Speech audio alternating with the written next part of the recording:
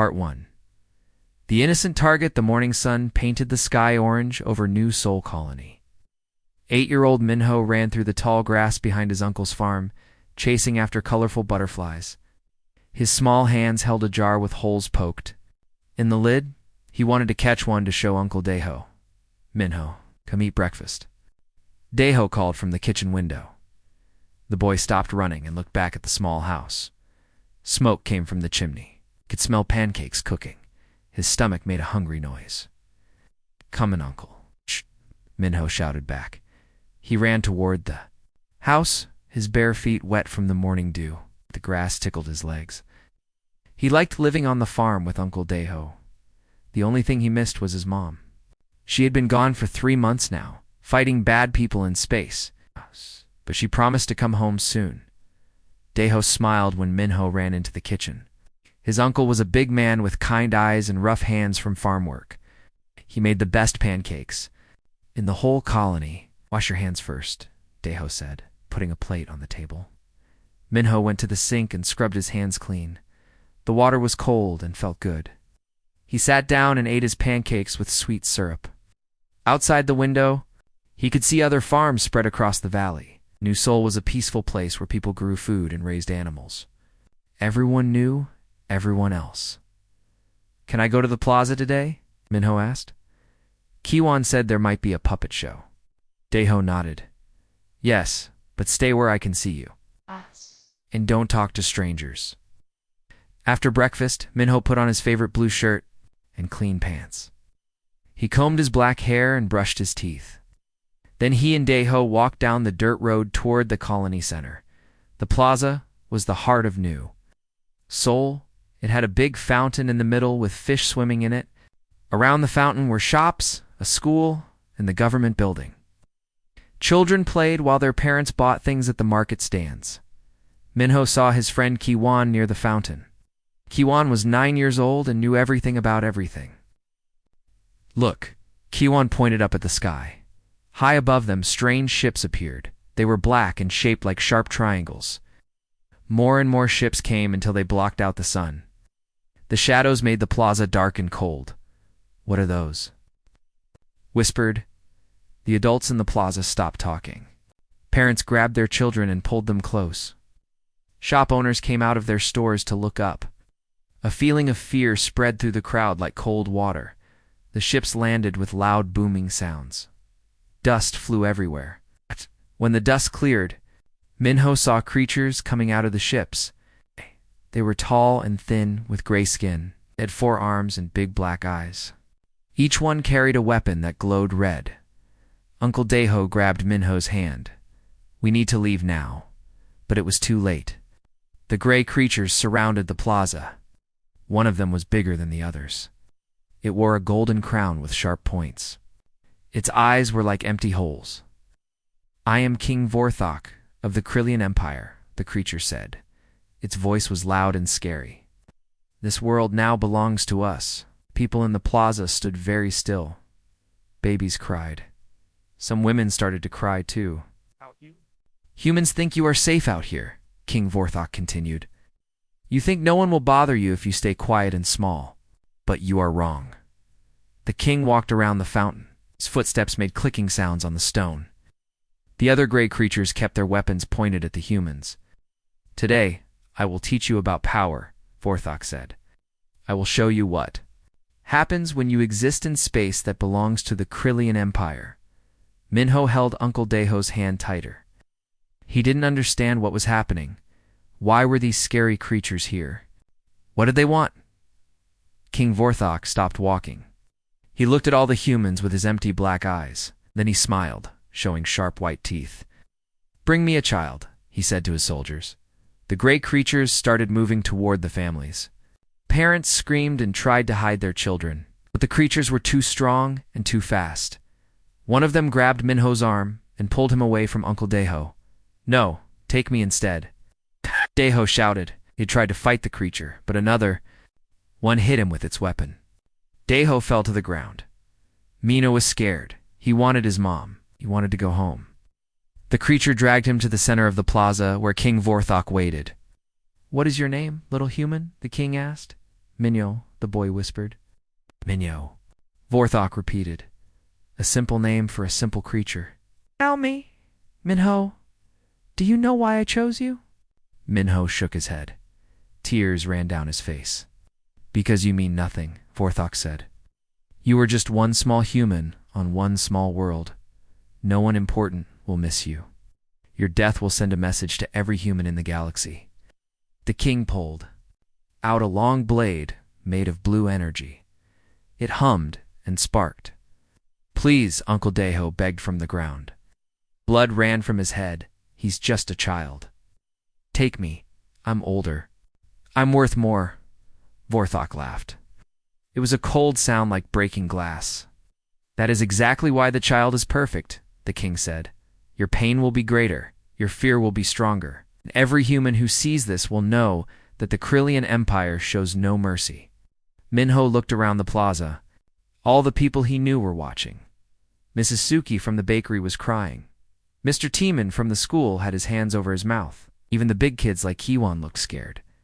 I want my mom, Minho said quietly. Your mother cannot help you now. Vorthok replied. No one can help you. The king raised his energy blade high above his head. The blue light reflected in his black eyes. Let this be a lesson to all humans, Vorthok announced. The Krillian Empire takes what it wants, and we destroy what stands in our way. The blade came down fast. Minho closed his eyes and thought about his mom. He remembered her warm hugs and her laugh. He remembered her promise to come home soon. He hoped she would not be too sad. The plaza filled with screams and crying. King Vorthok smiled as he put his weapon away. The boy's body lay still on the stone ground. Record this, Vorthok told one of his soldiers. Send it to every human world. Let them all see what happens when they displease the Krillian Empire. Uncle. Deho crawled to Minho's body and held the boy close. His tears fell like rain. His mother, Deho whispered. Someone has to tell his mother. King Vorthok heard this and laughed again. Tell her, he said. Tell this mother that King Vorthok of the Krillian Empire killed her child. Tell her that her son died because humans are weak and worthless. The king did not know that Minho's mother was General Gina Nam. He did not know she was the most feared military commander in all of human space. He did not know that he had just made the biggest mistake of his life. As the Krillian ships flew away, Uncle Deho held Minho's body and cried. The recording of the boy's death was already spreading across the galaxy. Soon it would reach a military base far from New Sol, where a woman in a general's uniform would watch her world fall apart. The hunt was about to begin. General Gina Nam stood on the bridge of her warship, looking out at the stars. She had just won another battle against the rebel forces on Titan 7. Her soldiers cheered behind her. Happy to be going home after 3 months of fighting. General, said Colonel Huck, her second-in-command. We'll reach New Sol in 2 hours. Gina smiled. She could not wait to see Minho again. She had missed his laugh and his endless questions about everything. She had missed reading bedtime stories too. Him and teaching him about the stars? Thank you, Huck, she said. Signal the colony. Tell them we're coming home. But Colonel Huck looked sad. His face was pale and his hands shook. General, he said quietly, there's something you need to see first. Gina felt cold inside. Something was wrong. Very wrong. Show me, she said. HYUK turned on the main screen. Video started playing. Gina saw the plaza in New Sol where she had played as a child. She saw familiar faces, people she had grown up with. Then she saw the black ships landing. Her heart stopped when she saw King Vorthok grab a small boy, the boy with black hair and a blue shirt, a boy who looked just like her when she was young. No, she whispered. She watched her son die. She watched the monster with the crown kill her baby, while people screamed. She watched Uncle Deho cry over Minho's body. The video ended. The bridge was silent. Gina stood still for a long time. Her soldiers waited. They had never seen their general cry before, but tears ran down her face now. General, Colonel Huck said softly. Turn the ship around, Gina said. Her voice was quiet but hard as steel. Ma'am, turn the ship around. We're going to headquarters. But New Sol is no longer my home, Gina finished. Not anymore. The ship changed direction. Gina walked to her room and closed the door. Then she screamed until her throat hurt. She threw things at the walls. She hit her desk until her hands bled. When she was done, she sat on her bed and looked at a picture of Minho. He was smiling and holding a toy spaceship she had given him. "I'm sorry I wasn't there," she whispered to the picture. "But I promise you this, the monster who killed you will pay. They all will pay." 2 days later, Gina's ship arrived at Human Fleet Command. The huge space station orbited Earth, the home world of humanity. Thousands of ships came and went every day. It was the center of human military power. Admiral Soman was waiting for her.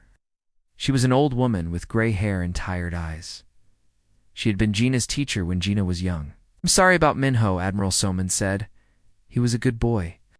"Thank you," Gina replied. "I'm here to request command of the 7th Fleet." Admiral Soman frowned. "Gina, you need time to grieve. Take leave. Rest. Let someone else know." Gina's voice cut through the air like a knife. "Yeah. Give me the 7th Fleet in full war powers.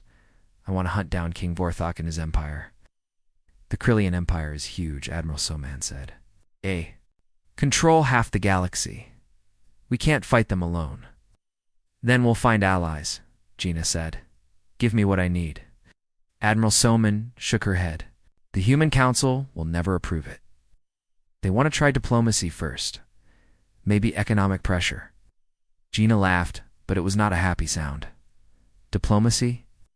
They murdered a child on camera and sent it to every human world. Ain't kind of diplomacy.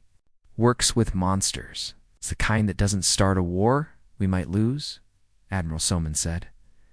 "We won't lose," Gina said. "Not if I'm in command." Later that day, Gina stood before the Human Council. 12 men and women sat at a curved table looking down at her. They were the leaders of humanity, elected from every major colony world. "General Nam," said Council Leader Park, "we are sorry for your loss, but we cannot start a war over one child." One child. Gina's voice was dangerously quiet. "That child was my son. But more than that, he was human. And if we do nothing, Vorthok will kill more children. He will take more worlds. He will destroy everything we've built. The Krillian Empire is too strong," said Councilwoman Lee. "We need to be smart about this." "I am being smart," Gina said. "I know their weaknesses. I know how to hurt them. Give me the 7th Fleet and I will bring Vorthok to justice." The council members talked quietly among themselves. Finally, Council Leader Park spoke. "We will consider economic sanctions first. If that doesn't work, we might consider limited military action." "Economic sanctions?" Gina repeated. "My son is dead and you want to play trade games?" "General Nam, you're too emotional to think clearly right now," said Councilman Kim. "This requires calm judgment." Something dangerous flashed in Gina's eyes. "Emotional? Yes, I am emotional. My child was murdered. But I have never lost a battle. I have never failed a mission. My emotions make me stronger, not weaker." She looked at each council member. "You can give me what I need, or I can take it. But either way, I'm going after Vorthok." The council talked for hours. In the end, they gave Gina what she wanted. They were scared of what she might do without official permission. That night, Gina stood in her office, looking out at the fleet. Hundreds of warships floated in space, waiting for orders. Her aide, Lieutenant Wu Jin, brought her reports. "General recruitment centers across human space are overflowing," he said. "Veterans are coming out of retirement. Active soldiers are volunteering for dangerous missions. The video of your son, ... it's made everyone angry." Gina nodded. "Good. Anger is useful. Channel it. Focus it. Make sure every soldier knows what we're fighting for." "Yes, ma'am." "Also, intelligence reports that King Vorthok is bragging about killing a human child. He thinks it makes him look strong." "Let him brag," Gina said. "Pride comes before the fall." Colonel Hugh entered the office. "General, the fleet is ready. Where do we start?" Gina turned from the window.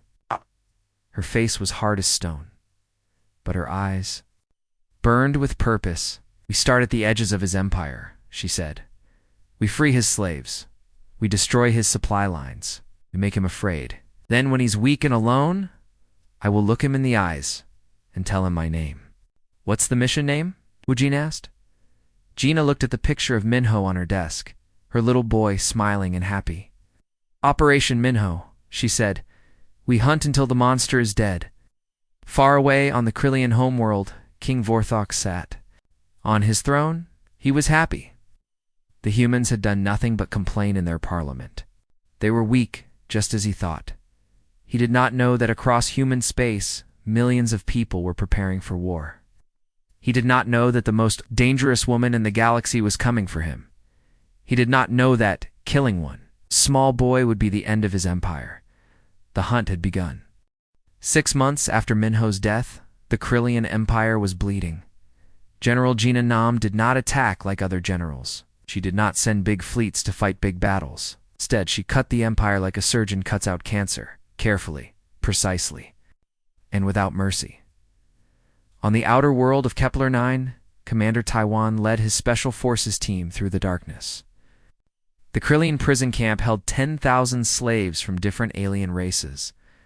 Guards walked the walls, thinking they were safe. They were wrong.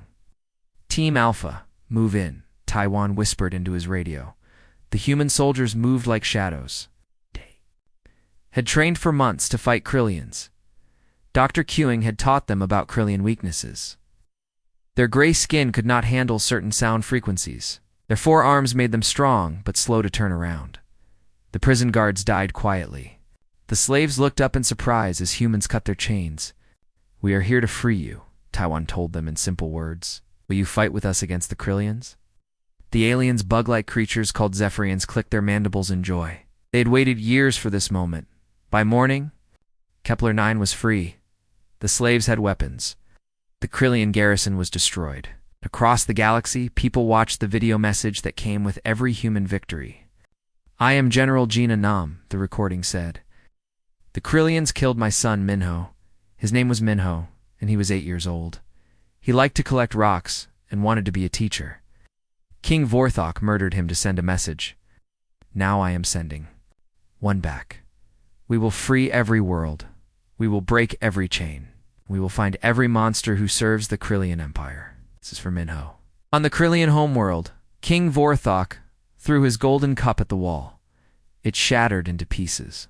"Out!" "Are they doing this?" he screamed at General Baxcore, his military leader. "We have the biggest army in the galaxy." "They are not fighting us directly, my king," Baxcore said nervously. "They attack supply ships. They free slave worlds. They turn our subjects against us. Everywhere they go, they leave that message about the human child. One child." Vorthok roared, "I killed one worthless human child, and now half my empire is in rebellion." "Perhaps we should negotiate," Baxcore began. "Never." Vorthok's black eyes burned with rage. "I am the king of the galaxy. I bow to no one, especially not to humans." But across his empire, worlds were rising up. The Zephyrians joined the human fleet. The rock people of Titan Prime gave them weapons. The water dwellers of Aqua 7 shared their knowledge of Krillian battle plans. General Gina had done something no conqueror in history had managed. She had united dozens of different alien races under one banner, the memory of a murdered human child. 1 year after Minho's death, the Krillian Empire was falling apart. Prince Gorvak, King Vorthok's son, stood in the royal palace on the homeworld. Outside the windows, he could see human ships in the sky. They had blockaded the planet. No ships could get in or out. "Father, we need to surrender," Gorvak said. "The empire is finished." King Vorthok sat on his throne, still wearing his golden crown. But now it looked heavy on his head. His black eyes were tired and angry. "I will never surrender to humans," Vorthok said. "Would rather destroy this entire planet than give up." "We would kill billions of our own people," Gorvak asked. Yes. "That is what it takes," Vorthok replied. "I am preparing the planet killer weapon. If I cannot rule the galaxy, no one can." Prince Gorvak had heard enough. That night he met with other Krillian nobles who were tired of the war. "My father has gone insane," he told them. He wants to destroy our homeworld rather than admit defeat. What do you want us to do? Asked General Backscore. Help me stop him, Gorvak said. Save our people. The civil war started the next morning. Prince Gorvak's forces fought King Vorthak's loyal guards in the palace. The sounds of battle echoed. Through the halls, in space above the planet, Admiral Dongyun watched from his command ship. The human fleet was ready to attack, but they waited for General Gina's orders. Sir, said his communications officer, we're getting a message from the planet. It's from someone called Prince Gorvak. Put it through, Admiral Dongyun said. Prince. Gorvak's face appeared on the screen. He looked like his father, but with gentler eyes. Human, Admiral, Gorvak said. I am fighting my father to save our people. But he has a weapon that can destroy this planet. You must stop him before he uses it. Admiral Dongyun thought for a moment. Why should we trust you? Because I saw the video of the human child, Gorvak replied. What my father did was wrong, evil. I want to make peace, not more war. The Admiral contacted General Gina on her flagship. She listened to the prince's message with cold eyes. General Admiral Dongyun said, What are your orders? Gina was quiet for a long time. Then she spoke. Tell the prince we will help him save the civilians. But King Vorthak is mine. General Gina led a small team of soldiers through the Krillian palace. Commander Jin Wu and tech specialist Hannah followed her through the dark corridors. Prince Gorvak had given them maps of the building. The throne room is ahead, Jin Wu whispered. Intelligence says Vorthak has 50 guards with him. Let them come, Gina said. Her voice was calm, but her eyes burned with the fire she had carried for 1 year. They fought their way through the palace. Krillian guards fired energy weapons. But the humans were faster and smarter. Hannah used her computer skills to turn the palace security system against the defenders. Finally, they reached the throne room doors. King Vorthak sat on his throne, still wearing his golden crown. His loyal guards stood around him, weapons ready. In his hand, he held a small device with a red button. The planet killer, Hannah whispered. If he pushes that button, everyone dies. So you found me, Vorthak said when he saw Gina, the mother of the dead human child.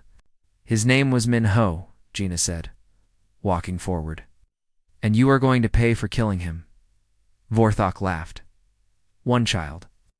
Do you know how many beings have died because of your war? Millions. All for one worthless human boy? He was not worthless, Gina said. He was my son. He was kind and curious and full of dreams. You killed him for no reason except cruelty. I killed him to show humans their place, Vorthak replied. I was wrong. I should have killed all of you. But the king's guards attacked. The final battle was quick and brutal. Commander Jinwoo and his soldiers fought with skill and anger. When the smoke cleared, only Vorthak was left alive. He still held the planet killer device. Come closer and I push the button, he threatened. We all die together. No, Gina said. Only you die. She was faster than the king expected. Her knife flew through the air and stuck in his wrist. He dropped the device and screamed. Gina caught the device before it hit the ground. Then she walked to where Vorthak lay bleeding. You want to know? Something, she said, kneeling beside him. Minho would have forgiven you. He was that kind of child. He believed everyone could be good. Then why don't you forgive me? Vorthak gasped. Because I'm not 8 years old, Gina replied. And some things cannot be forgiven. She stood up and looked down at the monster who had killed her son. His favorite color was blue, she said. He wanted to be a teacher. He collected smooth rocks from the stream behind our house. He laughed when I told him stories about the stars. He was going to change the world. King Vorthak tried to speak, but Gina was not finished. You took all of that away. You stole his future. Duh. You stole my baby boy. And for what? To look strong? To scare people? She pulled out her weapon, the same type of energy blade that Vorthak had used to kill Minho. I want you to know, she said, that your empire is finished. Your people are free. And everyone in the galaxy will remember that a human mother brought down the great King Vorthak. The blade came down. It was over. Epilogue 5 years later, Gina stood at the edge of a playground on New Sol. Children from many different species played together. Humans, Sphorians, rock people, and others. They laughed and ran and had fun. Above the playground entrance was a sign, Minho Memorial School, where all children learned together. He would have loved this, Uncle Deho said, walking up beside her. His hair was grayer now, but he smiled as he watched the children play. Yes, Gina agreed. He always said different people should be friends. A small Zephyrian girl ran up to them. Her name was Yixel, and she was one of Gina's best students. Teacher Gina, she clicked in excitement. Look what I found, she yelled. Up a smooth blue rock from the stream. It's beautiful, Gina said, taking the rock. Would you like to hear a story about a little boy who collected rocks like this? Yes, Yixel said, sitting on the grass. Soon other children gathered around. Human children, alien children, all listening as Gina told them about a boy named Minho who wanted to teach everyone to be kind. As she spoke, Gina looked up at the stars. Somewhere up there, the galaxy was at peace. The Minho Alliance made sure that children of all species could grow up safe and happy. Her son's death had broken her heart. But from that broken heart had grown something beautiful, a galaxy where no child would die just to send a message. What happened to the bad king? Asked a human boy. Justice found him, Gina said simply, and peace came after. The children nodded and went back to playing. Gina watched them and smiled. Minho would have been 13 now. He would have been proud of what his mother had built in his memory. The hunt was over. The healing had begun.